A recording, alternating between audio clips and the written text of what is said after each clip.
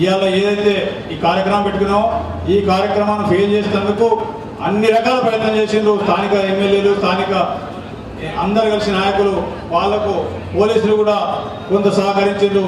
Police మిత్రులకు కోరేది ఒకటే, మీరు ప్రజలకు జవాబుదారీ కానీ నాయకులకు జవాబుదారీ కాదు, మన రూలింగ్ పార్టీలకు జవాబుదారీ కాదు. మీరు ప్రజలకు న్యాయం చేయాలి.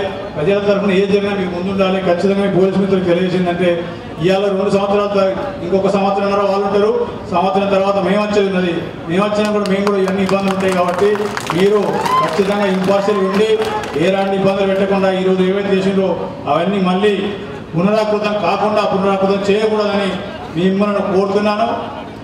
అదేవిధంగా కాలేజీలకు ఫోన్ చేసి, యజమానులకు ఫోన్ చేసి కాలేజీలు బంద్ చేయమని చెప్పి కాలేజీలు బంద్ చేయించి ఎన్ని రకాల ఇబ్బందులు పెట్టానో అన్ని రకాల ఇబ్బందులు పెట్టి ఈ కార్యక్రమాన్ని ఫెయిల్ చేసి కార్యక్రమం చేసిరు. మీకు ఏదైతే ఫీజు రియంబర్స్మెంట్ ఉందో ఈ కార్యక్రమం మొత్తం కంప్లీట్ అయ్యే వరకు మీ ఫీజులన్నీ మీకు వచ్చే వరకు కాంగ్రెస్ పార్టీ ఈ టీఆర్ఎస్ ప్రభుత్వం మెడలు వంచి కాంగ్రెస్ పార్టీ మీకు ఫీజులు ఇప్పించే కార్యక్రమాన్ని చేపడుతుందని చెప్తూ కార్యక్రమం తీసుకొని దీక్షతో మీ ఎంబడి ఉండి కొట్లాడి మీకు ఫీజులు ఇప్పే బాధ్యత కాంగ్రెస్ పార్టీ తీసుకుని